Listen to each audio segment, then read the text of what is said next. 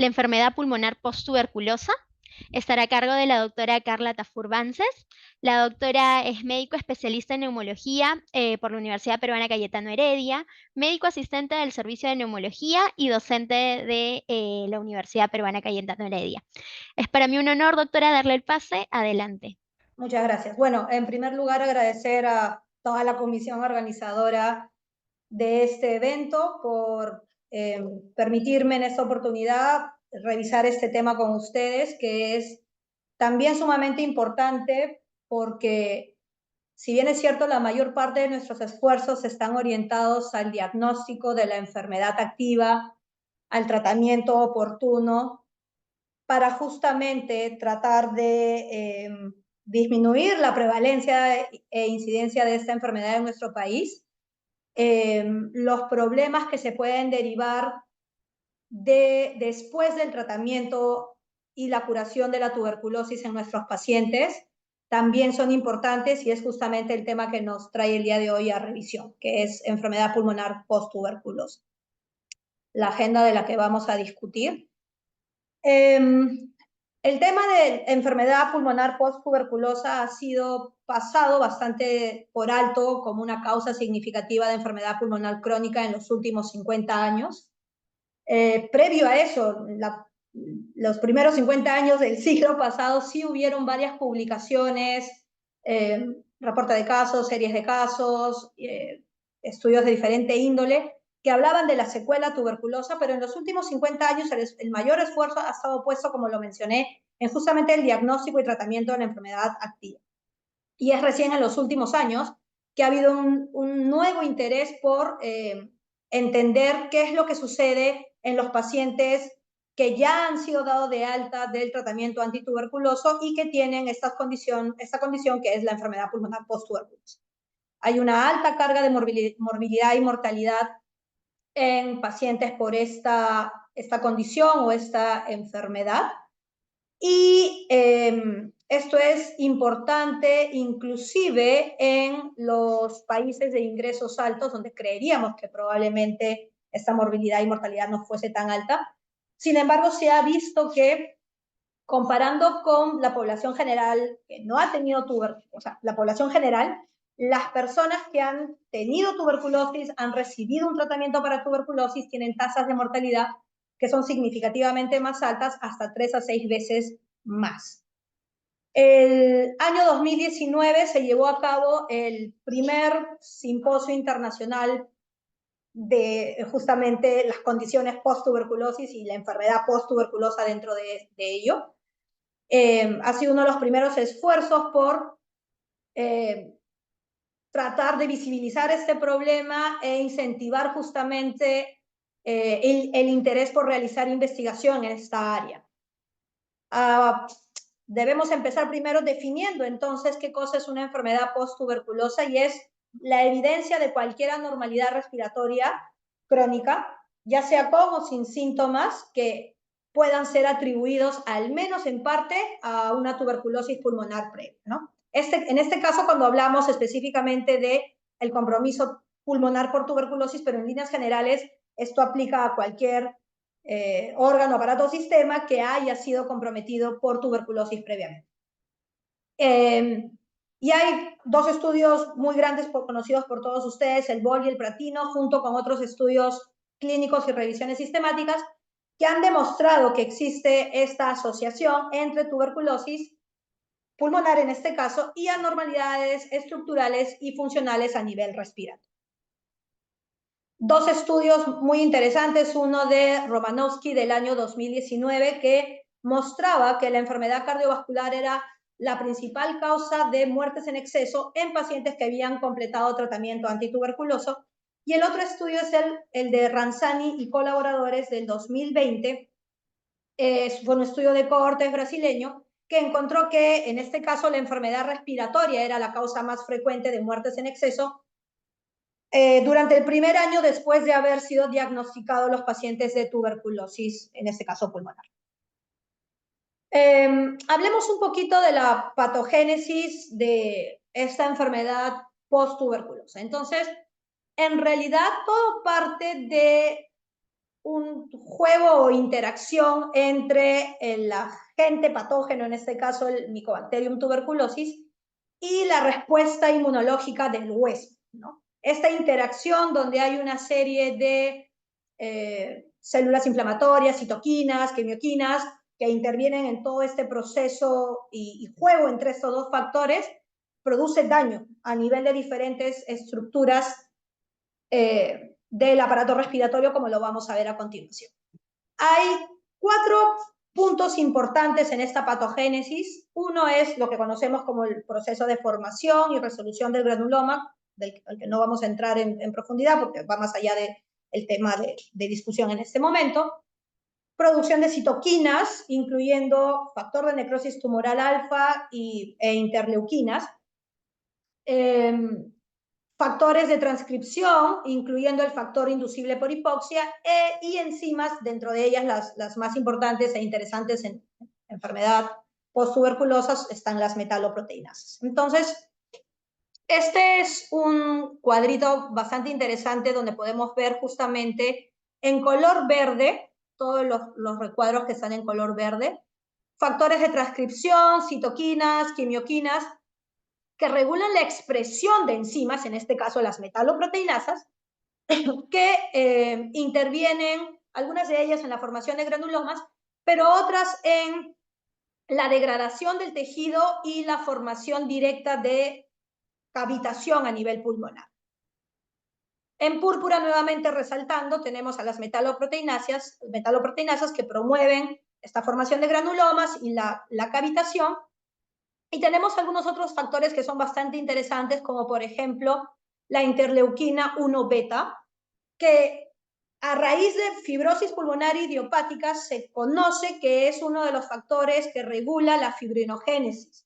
Entonces podría tener también un rol interesante en la formación de tejido fibrótico en pacientes que tienen tuberculosis y que ese tejido fibrótico impacte dentro de la enfermedad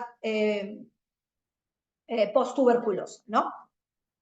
Ok, entonces tenemos la formación de granulomas, cavitaciones, fibrosis, que de algún modo van a generar luego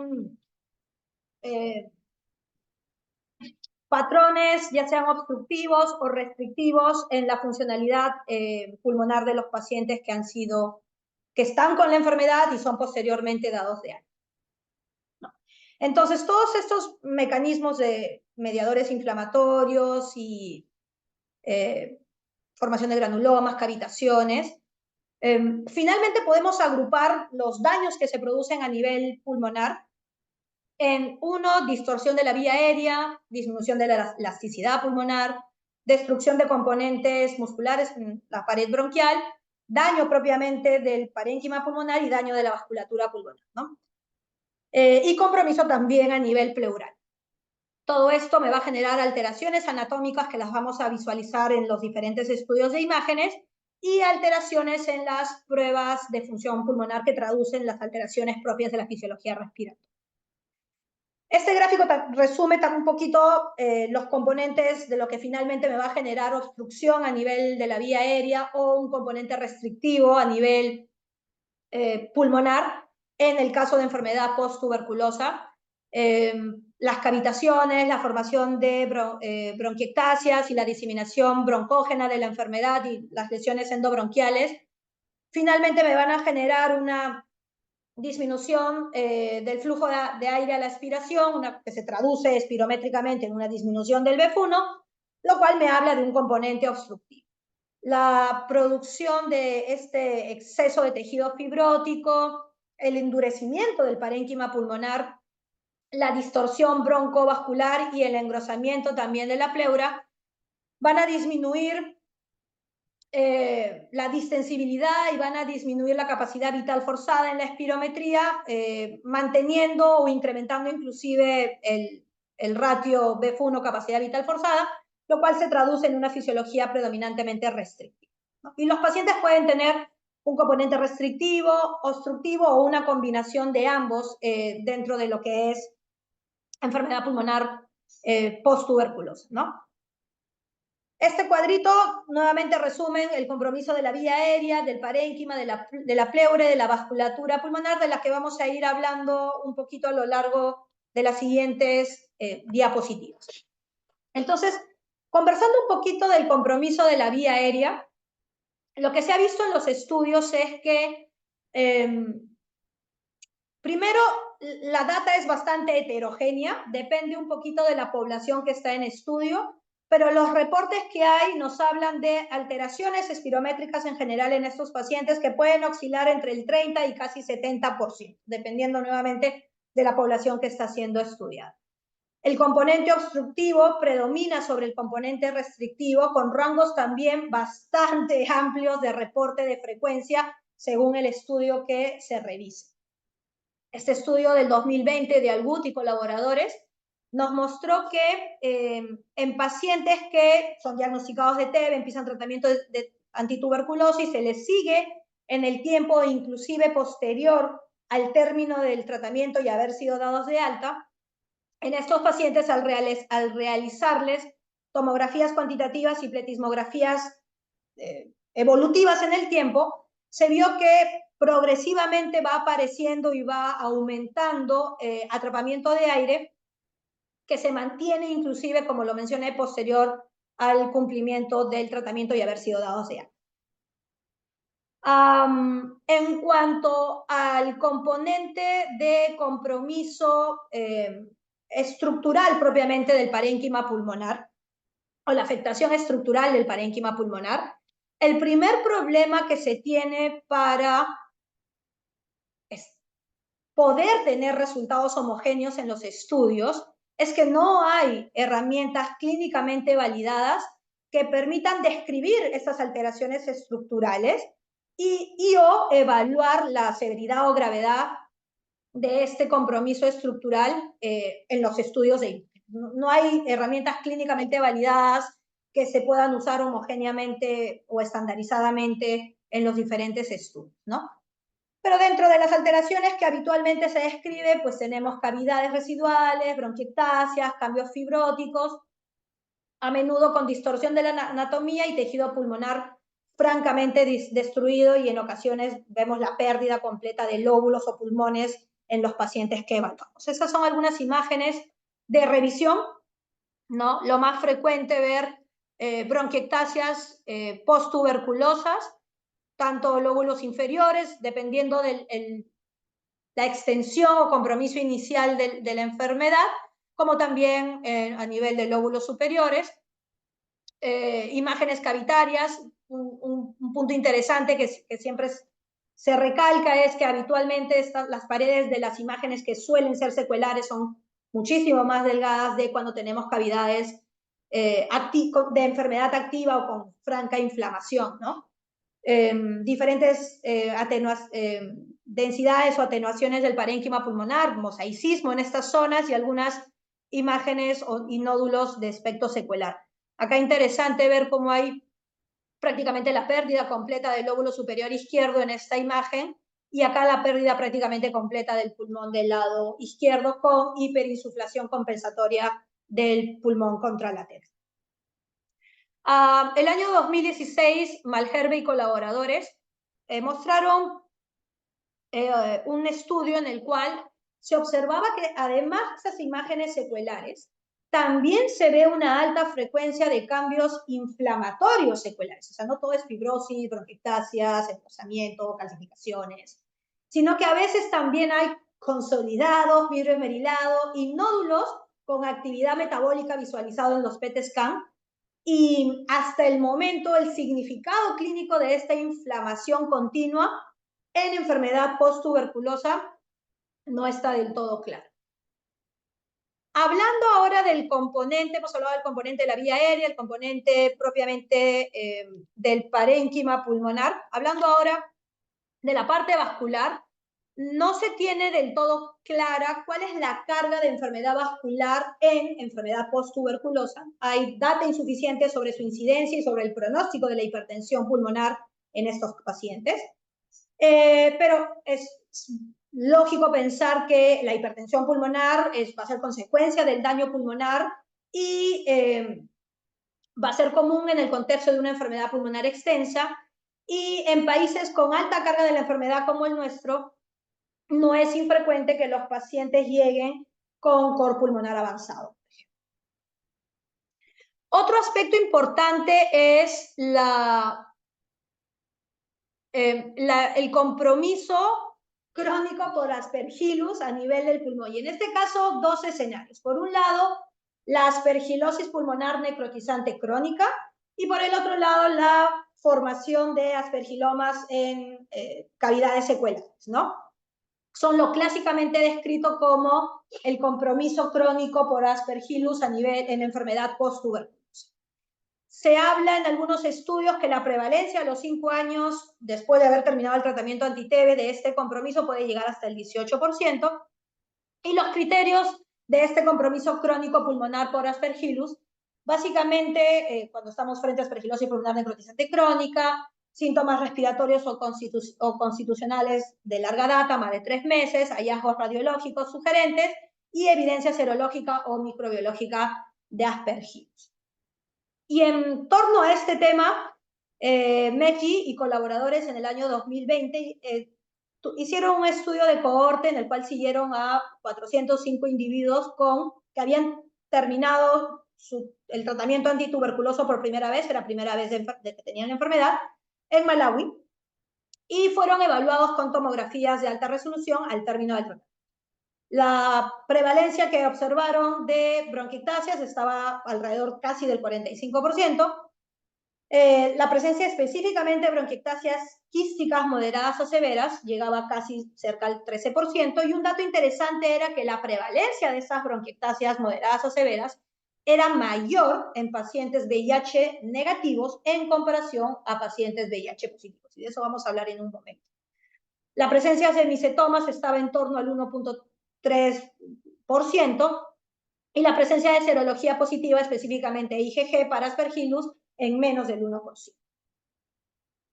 Otro punto importante o interesante a mencionar en torno a estos patrones de presentación de el compromiso de la vía aérea, parenquimal, vascular, en enfermedad post-tuberculosa. Otro punto importante aquí a mencionar es cuando tenemos enfermedad post-tuberculosa en la infancia. Entonces, todos recordamos que el desarrollo pulmonar empieza alrededor de la 29ª semana de gestación y continúa hasta los primeros años de vida, y posterior a ello, casi durante nuestros primeros 20 años de vida, continúa habiendo división y formación de nuevos alvéolos y crecimiento de los alvéolos ya existentes. Y habitualmente nosotros, si establecemos y podemos mapear la función pulmonar en el niño, tenemos curvas de predicción que nos dicen cómo se va a comportar esta función pulmonar a lo largo del año, ¿no? Llegando a nuestro máximo de funcionalidad, hablando de un máximo o pico del volumen expiratorio forzado en el primer segundo, justamente alrededor de los 20, 21 años de edad. Ese es nuestro pico, y luego ya existe una pérdida progresiva, pero vamos, que el tema es que se conocen cuáles serían las predicciones de cómo se van a comportar estas curvas. Sin embargo, el tema viene con cuando el niño pequeño, sobre todo los menores de 5 años, tienen enfermedad tuberculosa, la enfermedad posterior que queda definitivamente impacta sobre esta función pulmonar, y definitivamente las curvas tienen modificaciones y que van a ser predecidas también y que van a afectar también al adulto. Ahora, si comparamos niños con adultos, sí existe escasez de literatura en la población adulta. En la población pediátrica esto es mucho más marcado y se necesita muchísima más investigación para tener más evidencia que nos permita entender mejor la patogénesis de este problema y cómo podemos impactar sobre factores de riesgo y pronóstico en estos pacientes. Entonces, en realidad, el riesgo de desarrollo de enfermedad pulmonar post-tuberculosa viene de esta interacción entre lo que ya mencionamos, patógeno, en este caso Mycobacterium tuberculosis, huésped, que viene a ser la respuesta inmune del paciente, pero también el medio ambiente. Entonces es una triada en realidad. Y un punto bastante interesante es el tema de VIH. Se ha visto que la coinfección tuberculosa-VIH es un modificador clave del daño pulmonar residual. En realidad, los recuentos bajos de linfocitos TCD4 tienen un efecto protector contra el desarrollo de esa enfermedad pulmonar post-tuberculosa. Y en general, la respuesta inmune deteriorada en pacientes con VIH tienen este efecto protector. Ravi Mohan, en el año 2018, planteó cómo el impacto más del síndrome de reconstitución inmune para aquellos pacientes que empezaban terapia antirretroviral simultáneo con el tratamiento antituberculoso, más bien generaban una mayor frecuencia de enfermedad pulmonar post-tuberculosa en comparación con los pacientes que no hacían el síndrome de reconstitución inmune y o mantenían una respuesta inmune deteriorada todavía. Ahora, vamos a hablar un poquito del manejo justamente de esta enfermedad post-tuberculosa. Obviamente lo primero sería prevenir el desarrollo de tuberculosis y ahí el tema es terapia preventiva en los pacientes y en las personas, empezando por personal de salud, cuando tenemos infección tuberculosa latente. Y si lamentablemente desarrollamos enfermedad tuberculosa, pues el diagnóstico temprano y tratamiento efectivo con la finalidad de que haya un menor compromiso pulmonar, una menor extensión de la enfermedad, probablemente va a impactar de forma positiva sobre esta enfermedad pulmonar posterior. Se habla que los pacientes que tienen tuberculosis resistente versus los que tienen tuberculosis sensible tienen un riesgo mayor de enfermedad post-tuberculosa, más que por el tema propiamente dicho de la resistencia per se, suele ser porque son pacientes que pueden tener recaídas, que pueden ser abandonadores, entonces suelen tener una enfermedad más larga. El diagnóstico a veces puede ser más tardío y puede haber una demora en el inicio del tratamiento en comparación, o sea, usar un esquema para tuberculosis resistente puede tener una demora en su inicio en comparación con los esquemas sensibles. Y finalmente eso se va a traducir en un mayor deterioro de la función pulmonar. Otro punto importante, porque aquí viene el tema de justamente el medio ambiente y cómo impacta en esta enfermedad post-tuberculosa. Awaizu y colaboradores en el año 2011 mostraron en un estudio no aleatorizado que se hizo en Malasia que los pacientes que cesaban el consumo de tabaco tuvieron una conversión más temprana del esputo y mejores resultados de tratamiento a los 6 meses. Por ende, la recomendación dentro del manejo de enfermedad post-tuberculosa es que obviamente haya cesación tabáquica, como en general en todas las enfermedades pulmonares crónicas. Unos datos adicionales interesantes en cómo reducir el riesgo de desarrollo de este compromiso pulmonar y en general dentro de la enfermedad post-tuberculosa es sobre el uso de corticoides y sobre el uso de metformina. De Martino y colaboradores en el 2019 mostraron en un estudio en el cual se incluyeron 118 pacientes, que la administración de corticoides, tomando como premisa e hipótesis que si voy a utilizar corticoides, voy a poder disminuir esta respuesta inmune, regular de algún modo esta respuesta inmune y con ello disminuir el impacto o daño sobre el tejido pulmonar. De Martino entonces administró corticoides más esquema antituberculoso a 118 pacientes y lo que se observó en comparación a los controles es que no hubieron realmente cambios en el flujo de aire al año de seguimiento. Que el impacto era, la premisa era que el impacto era mayor sobre la parte funcional y la evidencia de obstrucción al flujo de aire, pues ellos mostraron en su estudio que al final no había impacto.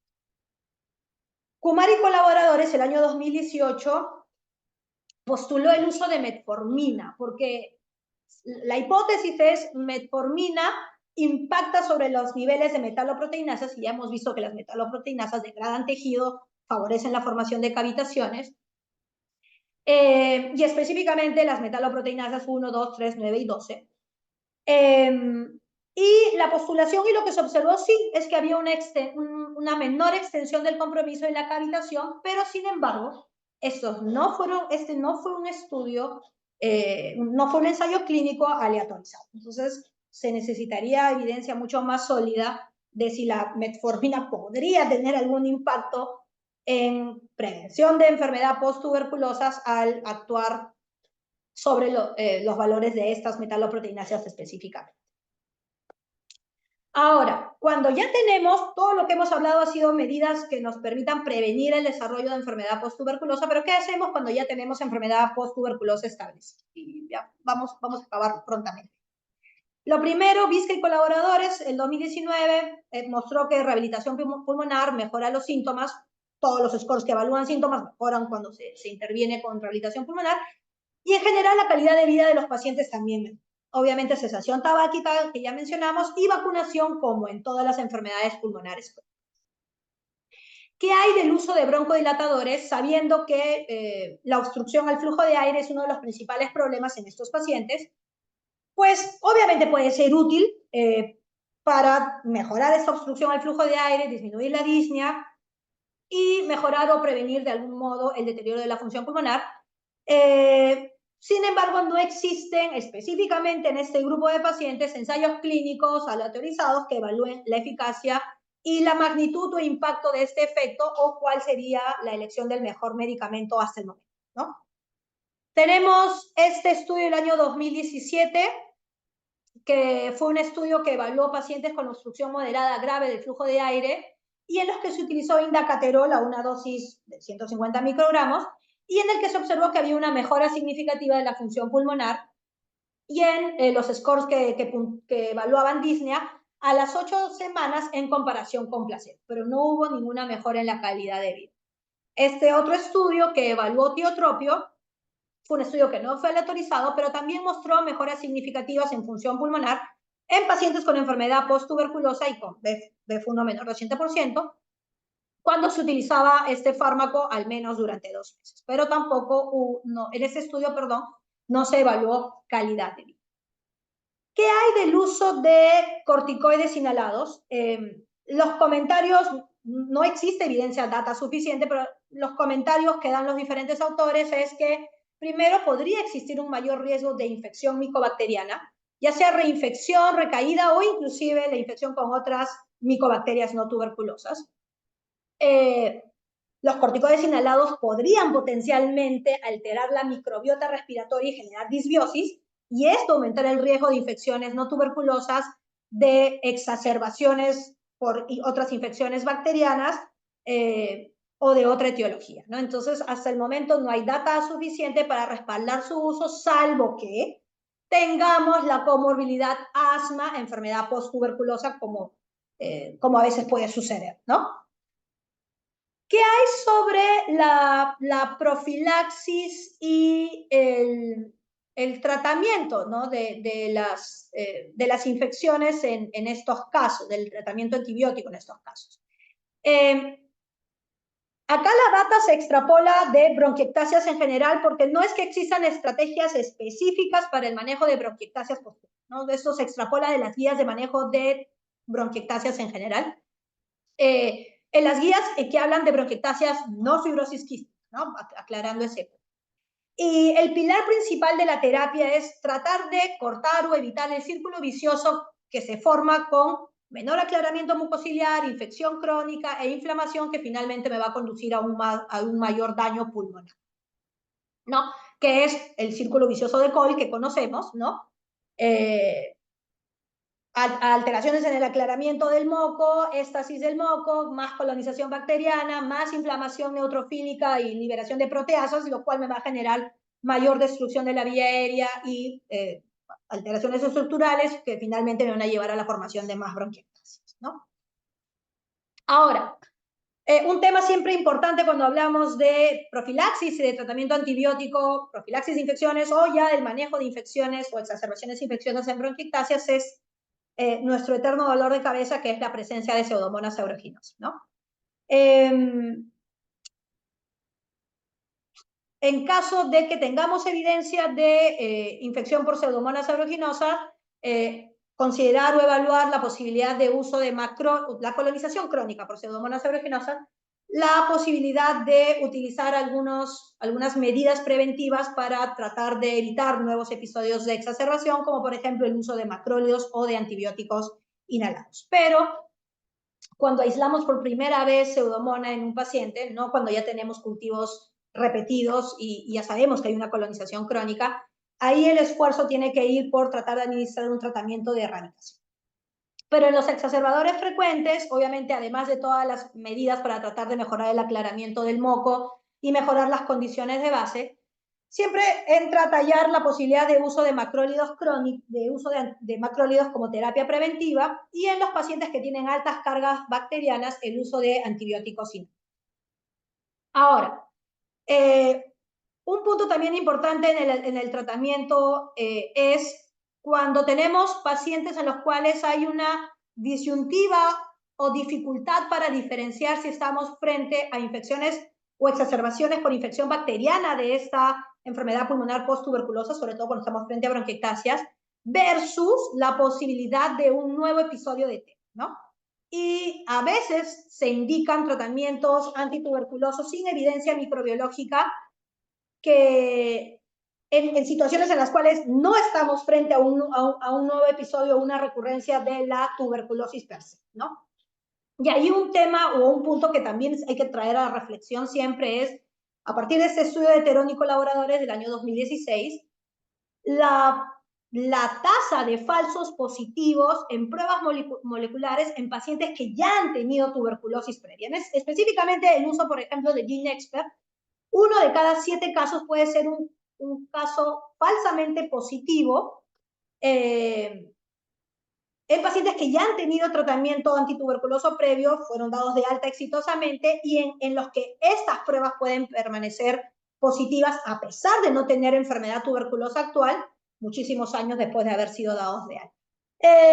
Y por último, el manejo de hemoptisis, en cuanto a manejo, el manejo de hemoptisis en casos de tuberculosis, bronquiectasias o en casos de las complicaciones que tenemos por Aspergillus. Muchas veces el manejo con embolización de arterias bronquiales cuando tenemos un sangrado activo, aunque la recurrencia es común, esto lo elegimos en pacientes que tienen enfermedad extensa o que tienen una reserva fisiológica deficiente y en los cuales no podemos optar por un manejo quirúrgico. Un último punto es el impacto social, económico y psicológico de esta enfermedad post-tuberculosa.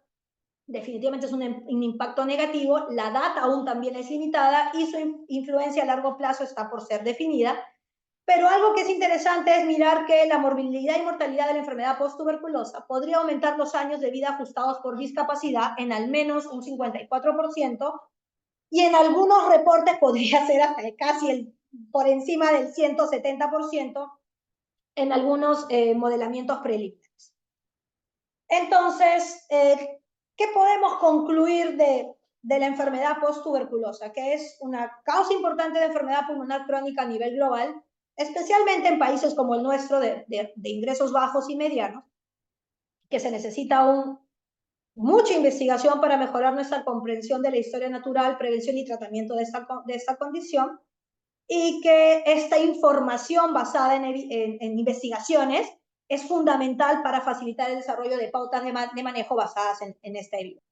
Eso es lo que quería compartir con ustedes.